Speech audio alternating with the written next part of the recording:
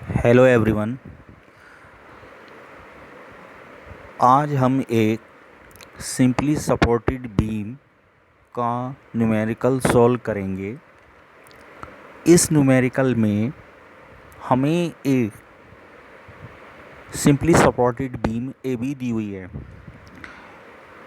इस simply supported beam A B में point C पर एक पॉइंट लोड लग रहा है जिसका मैग्नीट्यूड 10 किलो न्यूटन है, और पॉइंट डी पर 30 किलो न्यूटन का एक पॉइंट लोड लग रहा है जो कि 30 डिग्री के एंगल पर लग रहा है। AC डिस्टेंस 2 मीटर है, CD डिस्टेंस 3 मीटर है और DV डिस्टेंस 4 मीटर है। यह simply supported beam A B point A पर हिंज सपोर्ट है और पॉइंट बी पर रोलर सपोर्ट है। यानी इस simply supported beam A B में पॉइंट ए पर हिंज सपोर्ट है और पॉइंट बी पर रोलर सपोर्ट है। अब हमें क्या करना है, हमें ये करना है कि हमें इस simply supported beam A B पर जो अननोन रिएक्शंस हैं, अननोन उनकी वैल्यूज़ को हमें कैलकुलेट करना है। यानी हमें पॉइंट ए पर रिएक्शन का हॉरिजॉन्टल कंपोनेंट, रिएक्शन का वर्टिकल कंपोनेंट, रिजल्टेंट रिएक्शन और रिजल्टेंट रिएक्शन का हॉरिजॉन्टल के साथ एंगल अल्फ़ा कैलकुलेट करना है। इसी तरीके से हमें पॉइंट बी पर रिएक्शन आर बी की वैल्यू को फाइंड आउट करना है। तो सबसे पहले हमें इसमें क्या करना है कि क्योंकि पॉइंट ए पर हिंज सपोर्ट है, इसलिए इसमें रिएक्शन का हॉरिजॉन्टल कंपोनेंट यानी आर एच, रिएक्शन का वर्टिकल कंपोनेंट यानी कि R A B, resultant reaction यानी कि आर ए। तो रिजल्टेंट रिएक्शन आर ए का आर एच के साथ एंगल यानी कि अल्फ़ा, ये चार चीज़ें कैलकुलेट करनी है। इसी तरीके से पॉइंट बी पर हमें रिएक्शन का vertical component R B calculate करना है। क्योंकि यहाँ पॉइंट बी पर रोलर सपोर्ट है, इसलिए इसमें रिएक्शन का केवल वर्टिकल कंपोनेंट आएगा, और पॉइंट ए पर हिंज सपोर्ट है, इसलिए वहाँ पर रिएक्शन के दोनों कंपोनेंट्स आएंगे यानी कि आर एच और आर ए। अब हमें इक्विलिब्रियम की जो हमारी इक्वेशंस हैं उसको हमें यहाँ पे अप्लाई करना है। इक्विलिब्रियम की इक्वेशंस क्या हैं? इक्विलिब्रियम की इक्वेशंस हैं sigma F X equal to 0, sigma F Y is equal to 0 and sigma M is equal to 0। Sigma F X equal to 0 सबसे पहले हम अप्लाई करेंगे।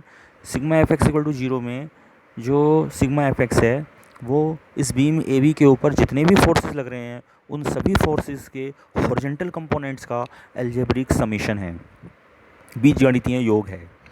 तो सबसे पहले हम क्या करते हैं, हम यहाँ देखेंगे कि क्या कोई यहाँ पर इंक्लाइन फोर्स लग रहा है या कोई हॉरिजॉन्टल डायरेक्शन में फोर्स लग रहा है। तो हम यहाँ पर देखते हैं कि एक 30 किलोमीटर का इंक्लाइन फोर्स लग रहा है, तो इसका हम हॉरिजॉन्टल कंपोनेंट लेंगे। उसी तरीके से रिएक्शन आर एच का हॉरिजॉन्टल कंपोनेंट लेंगे। तो सबसे पहले हम इक्वेशन बनाएंगे sigma F X equal to 0 में राइट साइड में अगर फोर्स होगा तो उसको प्लस लेंगे, लेफ्ट साइड में होगा तो उसको माइनस लेंगे। क्योंकि पॉइंट डी पर 30 किलोमीटर का पॉइंट लोड लग रहा है और इसको हम हॉरिजॉन्टल और वर्टिकल दो कंपोनेंट्स में ब्रेक करते हैं, तो जो हॉरिजॉन्टल कंपोनेंट है वो 30 cos 30 होगा और उसकी डायरेक्शन लेफ़्ट साइड में होगी। इसी तरीके से जो वर्टिकल कंपोनेंट है वो 30 sin 30 होगा और उसकी डायरेक्शन वर्टिकली डाउनवर्ड डायरेक्शन में होगी। तो इसमें हम जो इक्वेशन बनाते हैं sigma F X equal to 0 में वो बनेगी आर ए एच, क्योंकि राइट साइड में है तो प्लस, फिर माइनस 30 cos 30 इजिकल टू 0। क्योंकि 30 cos 30 जो कंपोनेंट है 30 किलो न्यूटन के लोड पॉइंट लोड का वो लेफ्ट साइड में है, इसलिए इसमें हम माइनस साइन लगाते हैं। यानी इक्वेशन जो बनी है वो ये है कि sigma F X equal to 0 में के लिए R H minus 30 cos 30 equal to 0। इसको हम सॉल्व करते हैं तो फर्दर हमें आर एच की वैल्यू आ जाती है हमारे पास, जो आता है 26.1 किलो न्यूटन। इसी तरीके से हम फिर sigma F Y equal to 0 करेंगे। Sigma F Y equal to जब हम 0 करते हैं तो फिर से हम बीम के डायग्राम को देखते हैं, और इसमें आप देखिए जो वर्टिकल कंपोनेंट है रिएक्शन का, अपर डायरेक्शन में जो कंपोनेंट है वो प्लस साइन के साथ लिखने हैं, डाउनवर्ड डायरेक्शन में जो कंपोनेंट है वो माइनस साइन के साथ लिखने हैं, यानी R A B plus R B plus हो जाएंगे। फिर हमारे पास 10 किलोमीटर का पॉइंट लोड डाउनवर्ड डायरेक्शन में तो वो माइनस साइन के साथ लिखेंगे। 30 sin 30 का जो कंपोनेंट है वो डाउनवर्ड डायरेक्शन में है तो उसे भी माइनस साइन के साथ लिखेंगे। यानी जो इक्वेशन बनेगी हमारे पास यहाँ पर sigma F Y equal to 0 में वो इक्वेशन होगी R A V plus R B minus 10 minus 30 sin 30 equal to 0। इस इक्वेशन को हम सॉल्व करते हैं तो हमारे पास इक्वेशन नंबर 2 बन के आएगी, जो कि है R A B plus R B equal to 25।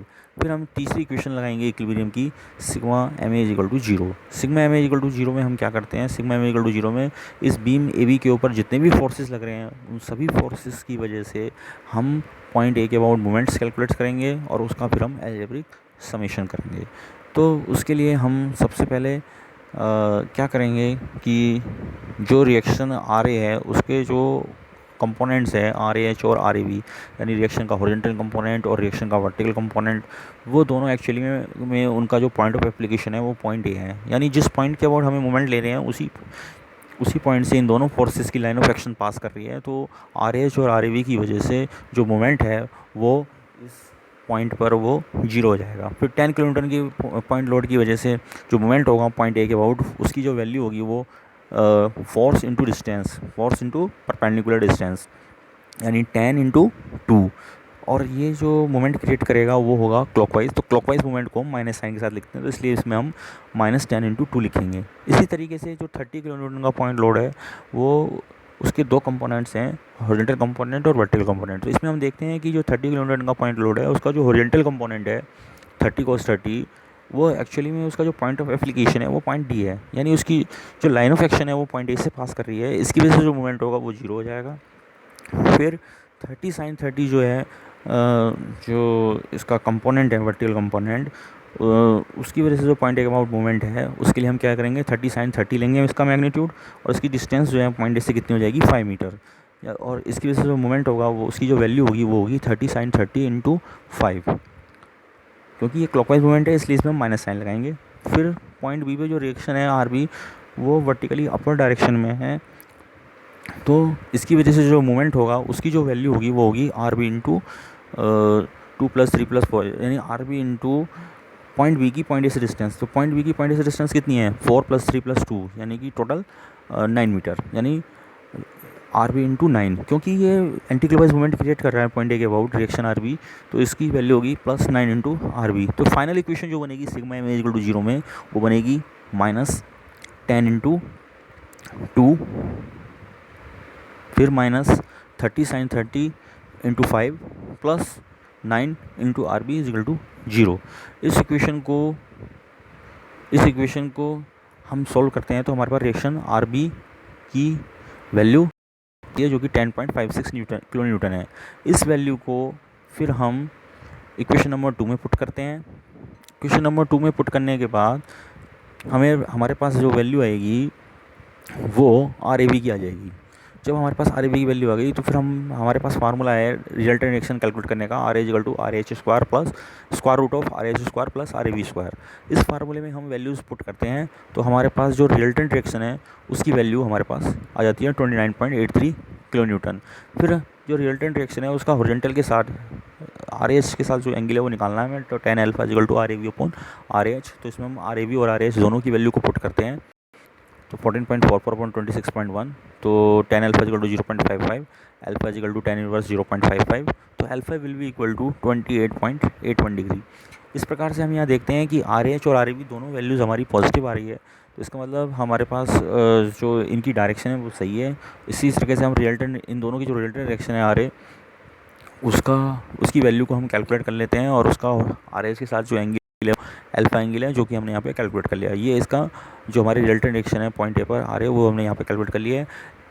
जब आपको ये एक बहुत ही इंपॉर्टेंट इन्फॉर्मेशन है, बहुत इंपॉर्टेंट है कि जब सिंपली सपोर्टेड बीम आपको दी हुई हो और उसमें पॉइंट ए और उसमें ये कहा जाए कि इस सिंपली सपोर्टेड बीम में अननोन रिएक्शंस कैलकुलेट करिए, तो उसमें आपको क्या क्या कैलकुलेट करना है वो ये वेरी इंपॉर्टेंट है। कुछ स्टूडेंट्स इसमें अल्फ़ा कैलकुलेट नहीं करते और आर ए कैलकुलेट नहीं करते, तो इसमें आपको क्या करना है, इसमें आपको आर एच भी कैलकुलेट करना है, इसमें आपको आर ए बी भी कैलकुलेट करना है, इसमें आपको रिजल्टेंट आर ए कैलकुलेट करनी है, इसमें आपको एंगल अल्फ़ा कैलकुलेट करना है, इसका डायग्राम बनाना है और रिएक्शन आर भी कैलकुलेट करनी है। तो ये सेल्फ अंडरस्टूड है। अगर आपसे पूछा जाए कि इस सिंपली सपोर्टेड बीम को सॉल्व करिए तो इसमें आपको ये सब चीज़ें कैलकुलेट करके दिखानी है बिना किसी से पूछे, बिना किसी कन्फ्यूजन के।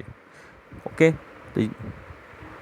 तो इसमें हमने इक्विलिब्रियम की इक्वेशंस लगाई हैं, sigma F X equal to zero, sigma F Y equal to zero and sigma M equal to zero. तो सिग्मा एफ एक्स समझ गए आप, जितने भी फोर्सेस लग रहे हैं बीम के ऊपर उन सभी फोर्सेस के हॉरिजॉन्टल कंपोनेंट्स का algebraic summation sigma F Y equal to zero में सिग्मा एफ आई क्या है, जितने भी फोर्सेस लग रहे हैं बीम के ऊपर उन सभी फोर्सेस के वर्टिकल कंपोनेंट्स का algebraic summation sigma M equal to zero. आप समझ गए, जितने भी फोर्सेस लग रहे हैं बीम के ऊपर उन सभी फोर्सेस की वजह से किसी किसी पॉइंट के अबाउट मोमेंट्स आपको हमें कैलकुलेट करने हैं और उन सबका अलजेब्रिक उसी पॉइंट के बाद उनका अलजेब्रिक समीशन कर देना है और उसको जीरो के इक्वल पुट कर देना है।